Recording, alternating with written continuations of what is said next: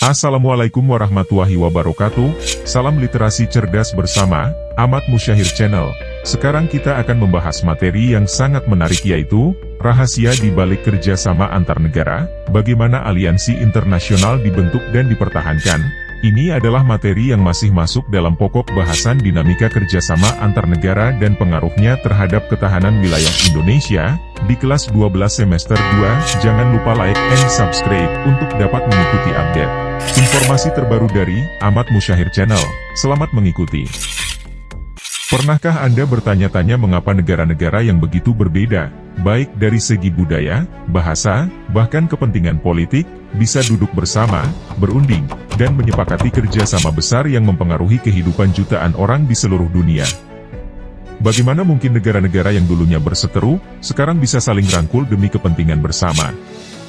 Apa yang terjadi di balik layar negosiasi yang jarang kita ketahui? Dan, apakah mungkin ada kepentingan terselubung di balik setiap perjanjian internasional? Jawaban dari semua pertanyaan itu adalah kerjasama antar negara. Ini adalah salah satu hal paling menakjubkan dalam politik global, yang melibatkan strategi, diplomasi, dan kadang sedikit drama. Dalam artikel ini, kita akan menyelami lebih dalam mengenai bagaimana kerjasama antar negara terbentuk, mengapa itu sangat penting, dan bagaimana negara-negara yang terlibat seringkali memiliki lebih dari sekadar niat baik. Bersiaplah untuk melihat dunia diplomasi internasional dari sudut pandang yang lebih santai, namun tetap informatif. Apa itu kerjasama antar negara? Kerjasama antar negara, atau yang sering disebut dengan istilah internasional, international cooperation, adalah hubungan formal yang dibangun oleh dua atau lebih negara untuk mencapai tujuan bersama. Bentuk kerjasama ini bisa sangat beragam, mulai dari bidang ekonomi, politik, pertahanan, lingkungan, hingga kebudayaan. Contohnya, ketika kita mendengar tentang negara-negara G20 berkumpul untuk membahas ekonomi global, atau ketika ada perjanjian Paris untuk mengatasi perubahan iklim, itulah bentuk nyata dari kerjasama antar negara. Ini melibatkan banyak negosiasi, kompromi, dan pastinya kalkulasi kepentingan nasional masing-masing. Namun, di balik kerjasama ini, ada pertanyaan penting yang sering muncul. Apa yang membuat negara-negara ini bersedia bekerja sama? Mengapa negara-negara bekerja sama? Setiap negara memiliki kepentingan nasional yang berbeda-beda. Bisa jadi mereka butuh dukungan ekonomi, keamanan, atau bahkan pengaruh politik. Tapi, satu hal yang pasti, tidak ada negara yang bisa benar-benar berdiri sendiri tanpa bantuan negara lain. Berikut beberapa alasan mengapa kerjasama antar negara begitu penting. 1. Ekonomi. Banyak negara bekerja sama demi memperkuat perekonomian mereka. Perdagangan internasional, investasi asing, hingga bantuan ekonomi adalah bentuk kerjasama yang paling sering terjadi. Contohnya adalah kerjasama perdagangan antara Amerika Serikat dan Tiongkok. Meskipun hubungan politik mereka sering memanas, namun dari segi ekonomi, keduanya saling membutuhkan. 2. Keamanan. Tidak sedikit negara yang bergabung dalam aliansi militer seperti NATO untuk memperkuat pertahanan mereka. Pada dasarnya, mereka tahu bahwa ancaman dari luar akan lebih mudah dihadapi jika mereka bersatu.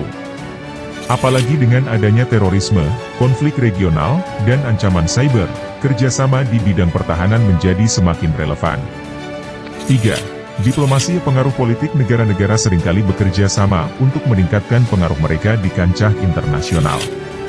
Sebagai contoh, Uni Eropa adalah salah satu entitas politik terbesar di dunia, dan anggota-anggotanya bekerja sama untuk mempertahankan pengaruh mereka dalam urusan global. Mereka tahu bahwa dengan bersatu, mereka bisa memiliki suara yang lebih kuat dibandingkan jika berdiri sendiri. 4. Lingkungan. Krisis global, perubahan iklim, bencana alam, dan pandemi adalah contoh masalah global yang tidak bisa diatasi oleh satu negara saja. Kerjasama internasional, seperti yang terjadi dalam perjanjian Paris atau respon global terhadap COVID-19, menunjukkan bahwa krisis global membutuhkan tindakan bersama. Bagaimana negara-negara memulai kerjasama? Kerjasama antar negara biasanya dimulai dengan diplomasi. Negara-negara akan mengirimkan diplomat atau utusan khusus untuk melakukan pembicaraan. Ini bisa dimulai dengan pertemuan bilateral, dua negara, atau multilateral, melibatkan banyak negara. Proses ini seringkali diawali dengan pertemuan informal, di mana para diplomat akan bertukar pandangan dan membahas kepentingan mereka. Dari sinilah kemudian muncul perjanjian atau fakta yang diresmikan secara formal. Tahapan diplomasi dalam kerjasama antar negara. 1. Pertemuan dan negosiasi awal. Disinilah negara-negara saling mengutarakan keinginan mereka. Misalnya, satu negara mungkin ingin mengekspor produk mereka ke negara lain, sementara negara yang lain menginginkan dukungan politik di PBB. Negosiasi ini bisa sangat rumit dan memakan waktu lama, tergantung pada seberapa besar perbedaan kepentingan yang ada. 2. Perjanjian formal. Setelah negosiasi selesai, negara-negara akan menandatangani perjanjian formal. Ini bisa berupa perjanjian perdagangan bebas, aliansi pertahanan, atau perjanjian lingkungan. 3. Implementasi. Setelah perjanjian ditandatangani, langkah selanjutnya adalah implementasi. Ini berarti negara-negara harus memenuhi kewajiban yang telah mereka sepakati dalam perjanjian tersebut. Misalnya, jika ada perjanjian perdagangan bebas, negara harus mulai mengurangi atau menghapus tarif barang. Apa tantangan dalam kerjasama antar negara? Meskipun terdengar mulia, kerjasama antar negara tidak selalu berjalan mulus. Ada banyak tantangan yang seringkali membuat hubungan antar negara menjadi rumit. 1. Kepentingan nasional yang bertentangan. Setiap negara pasti memiliki agenda dan kepentingan nasional masing-masing. Terkadang, ini bisa bertentangan dengan kepentingan negara lain. Misalnya, dalam negosiasi perdagangan, satu negara mungkin ingin melindungi industri dalam negerinya, sementara negara lain ingin bebas mengekspor produknya. 2. Perubahan politik internal. Pemimpin negara berganti, dan kebijakan luar negeri bisa berubah. Aliansi yang dibangun oleh satu pemerintahan bisa saja diabaikan oleh pemerintahan berikutnya. Contoh nyata adalah ketika Amerika Serikat, di bawah pemerintahan Trump, menarik diri dari Perjanjian Paris tentang perubahan iklim. Ini menimbulkan ketegangan dengan negara-negara lain yang tetap berkomitmen pada perjanjian tersebut. 3. Tekanan domestik. Banyak negara menghadapi tekanan dari rakyatnya untuk tidak terlalu terikat dengan negara lain.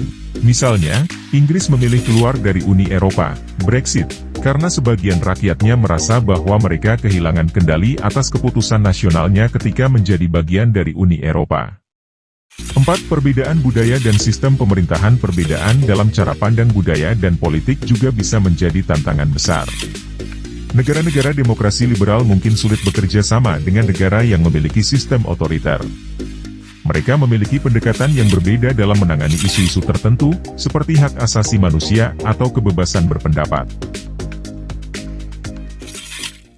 Contoh kerjasama antar negara yang sukses. Beberapa kerjasama antar negara telah berhasil membawa perubahan besar dan bermanfaat bagi banyak orang.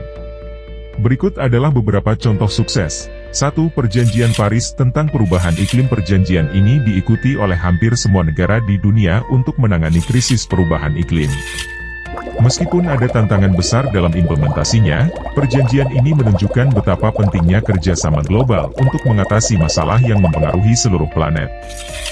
2. Uni Eropa, EU. Uni Eropa adalah salah satu contoh terbaik dari integrasi regional. Negara-negara Eropa bekerja sama dalam berbagai bidang, termasuk perdagangan, hukum, dan kebijakan moneter. Meskipun menghadapi tantangan seperti Brexit, EU tetap menjadi contoh nyata dari bagaimana negara-negara dapat bekerja bersama untuk mencapai tujuan bersama. 3. Kerjasama ASEAN di kawasan Asia Tenggara. ASEAN, Association of Southeast Asian Nations, adalah contoh sukses lainnya dari kerjasama regional. Negara-negara anggota ASEAN bekerja sama dalam berbagai bidang, termasuk ekonomi, keamanan, dan kebudayaan, meskipun mereka memiliki perbedaan yang cukup signifikan dalam hal politik dan budaya. Kesimpulan: kerjasama antar negara adalah salah satu pilar penting dalam membangun hubungan global yang lebih baik. Melalui diplomasi, negosiasi, dan kesepakatan, negara-negara mampu mencapai tujuan yang tidak bisa mereka capai sendirian. Namun, seperti halnya hubungan antar individu, kerjasama ini tidak selalu berjalan mulus. Ada banyak tantangan yang harus dihadapi, dari perbedaan kepentingan hingga perubahan politik internal. Namun, di tengah semua tantangan tersebut, kerjasama antar negara tetap menjadi kunci untuk mengatasi krisis global, memperkuat ekonomi, dan menjaga perdamaian dunia. Mungkin, jika kita bisa belajar dari diplomasi antar negara, kita juga bisa menemukan cara untuk lebih baik dalam bekerja sama di kehidupan sehari-hari kita. Begitulah cara dunia bekerja, penuh dengan kompromi, negosiasi, dan harapan akan masa depan yang lebih baik. Demikianlah penjelasan singkat dari materi, rahasia di balik kerjasama antar negara, bagaimana aliansi internasional dibentuk dan dipertahankan. Jangan lupa like and subscribe untuk bisa mendapatkan update informasi terkini dari Ahmad Musyahir Channel. Wassalamualaikum warahmatullahi wabarakatuh. Terima kasih, semoga bermanfaat.